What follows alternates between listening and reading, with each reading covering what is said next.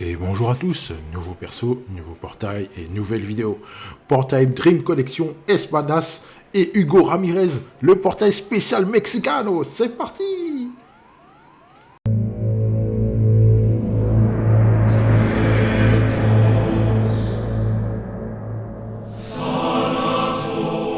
Allez, c'est parti. On va commencer par tout en bas. Et un petit hommage à Lucas Chevalier au passage. Ricardo Espadas. Le Mexique et la France, ça n'a rien à voir. C'est pas grave, c'est pas grave. Bon. Alors, Espadas, donc pas de nouvelle TS, donc il arrive en rouge. Il arrive en rouge, tout comme sa version en club, et tout comme sa version en club, il a la RA 758. Mais il a 1781 de stam. C'est une folie d'avoir tout ça de stam. Donc, je vous ai mis quelques arrêts au passage. Après, c'est vous qui voyez comment vous concoctez votre gardien. Il n'y a pas de souci de ce côté-là. On attaque le leader skill, donc 28%, 5 Nojal de type rouge ou 5 Rising Sun du 23. Très facile à mettre en place. Le passif, puissance de tout son corps de full might, 20%.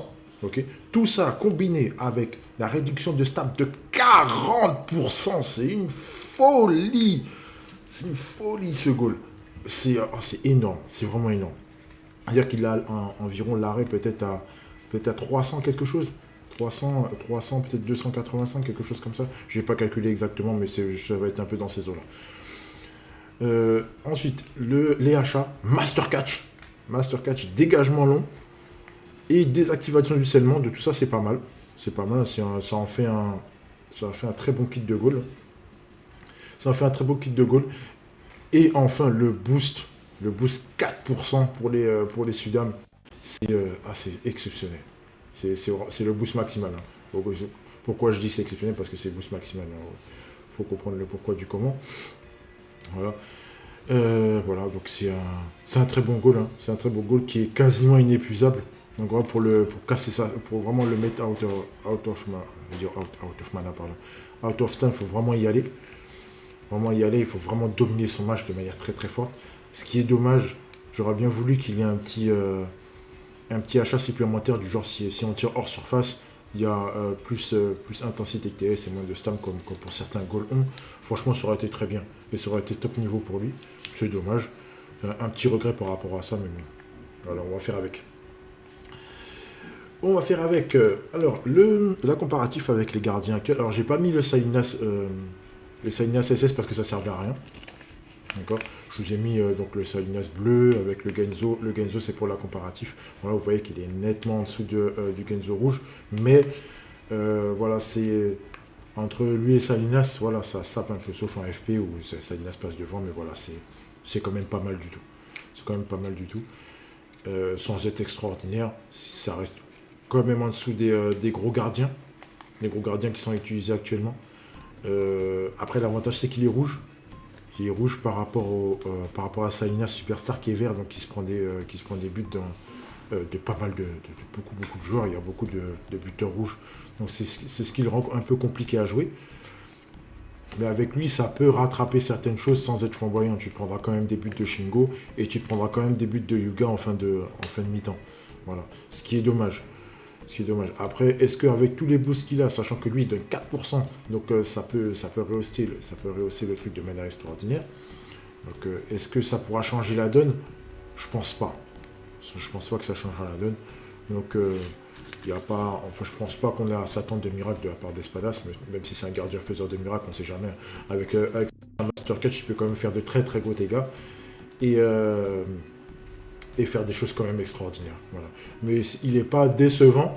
Moi, je m'y attendais à ce qu'il soit dans la lignée des gardiens actuels, donc des Calusias, des Salinas, etc. Je ne mets pas le Zino dedans. Le Zino, il est complètement flingué.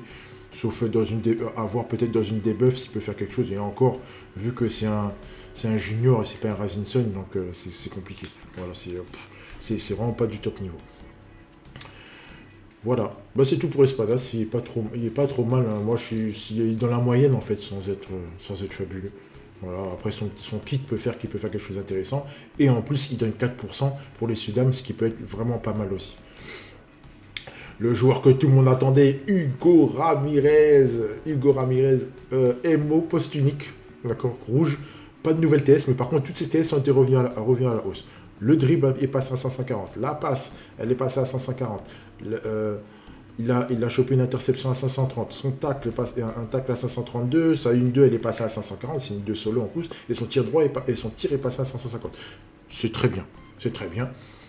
Mais c'est une folie. C'est une folie ce joueur. Donc le leader skill, tout comme Espadas, donc 5 non-jab de type rouge ou 5 Razinson 28%. Le passif, mettre de la zone centrale, zone de danger, c'est son gros point noir. Pour moi, c'est son gros point noir. Les achats, le combo stimulus hotline, 5% pour tous les joueurs Sudam. Donc ça, c'est parfait. Le stimulus 5% pour les Sudam, hotline 5% pour les Sudam, c'est parfait. Il peut donner le ballon partout. Tout le monde va choper du 5%. Ça commence à être très dangereux, la Sudam. Entre Radunga, Hugo et puis ceux à venir là, vous commencez à faire des passes un peu partout, tout le monde chope des hotlines, c'est très très dangereux. Et en plus, les stimulus, ça devient extrêmement dangereux. Vous pouvez avoir un gardien qui est extrêmement fort. Donc ça peut monter très très vite. Donc faites attention à ceux qui défient les Sudam. Quand vous tapez des duels contre des mecs qui sont susceptibles de vous choper le ballon, c'est compliqué. C'est compliqué. Ensuite, le banger, le truc extraordinaire, désactivation du scellement, un anti-scellement pour tous les joueurs Sudam. C'est une folie d'avoir ça. Enfin, c'est un truc qu'on attendait depuis extraordinairement longtemps. Ceux qui suivent mes vidéos, vous savez que c'est un truc que j'attends depuis très très longtemps. Depuis le début d'anniversaire, je disais que le joueur qui aura des activations de scellement pour les Sudam ou pour le truc, tout le monde va sauter dessus. Mais voilà, c'est ça, voilà. Hugo est arrivé, c'est un monstre. Rien que pour ça, c'est monstrueux. Ensuite, bon, allez, on continue. On continuera pas, on va commencer à baver comme j'ai fait sur Raphaël. Surtout que je me suis bien fait tailler, mais bon, c'est pas grave. J'assume ça à 100%. Interauto 100%, très très bien. Très bien, en plus, c'est un MO. C'est un MO, donc il n'aura pas les anti-scellements, bien que ça. Les anti-auto inter, bien que ça commence un peu à disparaître, ça. Ensuite, le boost à 3%, ce qui est très bien. Et le plus neck, plus ultra shield pour tous les alliés Sudam, 10%, c'est extraordinaire. C'est génial. Voilà, c'est al dente. C'est al dente, bref. Oui, donc voilà. C'est en plus enfin du shield pour les Sudam. Enfin du shield pour les Sudam. Enfin un anti-scellement pour les Sudam. Le combo boost. Et ça en fait un must-do. Je dis tout en troisième partie. On passe direct aux statistiques.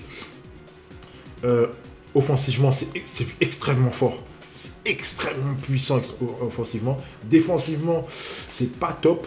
C'est pas top, mais c'est pas mal. Ça en fait pas quelqu'un de mauvais, mais c'est pas mal du tout. Il peut s'en sortir s'il est bien entouré, bien boosté, etc. Voilà. Mais son apport est extraordinaire. J'ai fait un comparatif avec ce qu'il y a actuellement. Voilà, il est plus fort que Léo. Plus fort que Léo, qui est un super Dreamfest, je rappelle. Non, un super Dreamco, je rappelle. Donc voilà. Dans tous les domaines, il est plus fort que Léo. Voilà. Donc on peut même lui enlever le tir. Le tir, ça ne sert strictement à rien. Au niveau de Rivaoul, après Rivaoul, ça, voilà.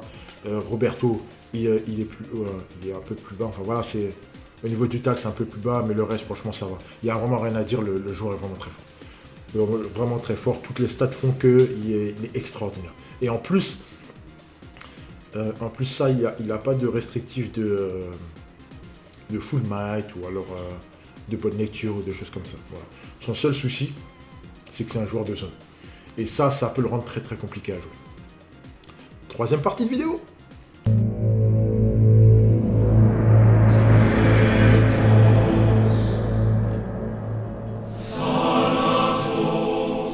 Troisième partie des vidéos.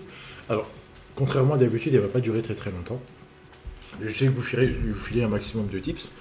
Alors, pour faire simple, vous devez absolument avoir Hugo si vous jouez Sudam. Voilà.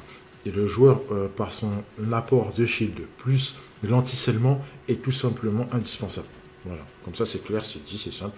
Il y a d'extraordinaires stats en attaque. En défensivement, ça va, il se défend bien. Donc, voilà, il n'y a pas de souci. Allez chercher, point. Comme ça, c'est terminé. Espadas dans un registre un peu moins, mais vous aurez une solution au cas où vous avez beaucoup de buteurs bleus, beaucoup de buteurs verts en face ou voire de buteurs rouges. Comme ça vous permettra de switcher. Et puis d'avoir plus de chances de bloquer les ballons, surtout avec son achat Master Catch. Voilà, c'est plus-value. Et le petit 4% pour toute la team, c'est pas rien. L'apport est quand même très intéressant. Concernant Hugo, puis après on va terminer avec cette vidéo-là, son seul souci, ce qui est comme pas rien, c'est que c'est un souci de placement, c'est un joueur de zone. Donc vous devez absolument le jouer dans l'axe. Ce qui fait que si vous le jouez, vous allez devoir modifier votre formation, tout en sachant que la place de 10, c'est-à-dire si vous jouez en 3-1-3-3, la Sudam est très forte, très souvent jouée comme ça, en 3-1-3-3. Natureza est dans le centre. Donc, vous ne pouvez pas le dégager de là, c'est pas possible. Et Natureza, il va nulle part que cet endroit-là. C'est pas possible de le mettre ailleurs si vous avez Santana en pointe. Vous avez Santana en pointe et Natureza en dessous. Donc, vous serez forcé de changer de registre. Le meilleur, c'est de jouer en 3-2-4-1, voire en 3-1-4-2. En 3-1-4-2, mais bon, c'est mieux de jouer en 3-2-4-1.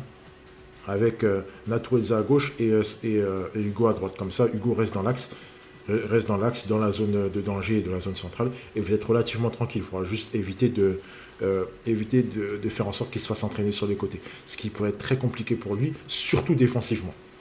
Offensivement, il pourra peut-être tenir la route, mais défensivement, c'est mort. Vous pouvez oublier. Voilà. Ce sera tout pour moi. Voilà, vous avez les tips, vous avez le maximum de tips. Bonne chance à vous. Le portail arrive le 20. Dernière indication, je ne sais pas du tout si le portail sera soit les deux seront sur le même portail, soit deux portails séparés. A priori, la tendance est que les deux soient sur le même portail, ce que j'espère. Mais si les deux sont séparés, vous avez compris. Hein. Hugo Ramirez d'abord, et après, si vous voulez, vous avez Espadas. Voilà. Bonne chance à vous, et à très bientôt. Et prenez soin de vous. Ciao.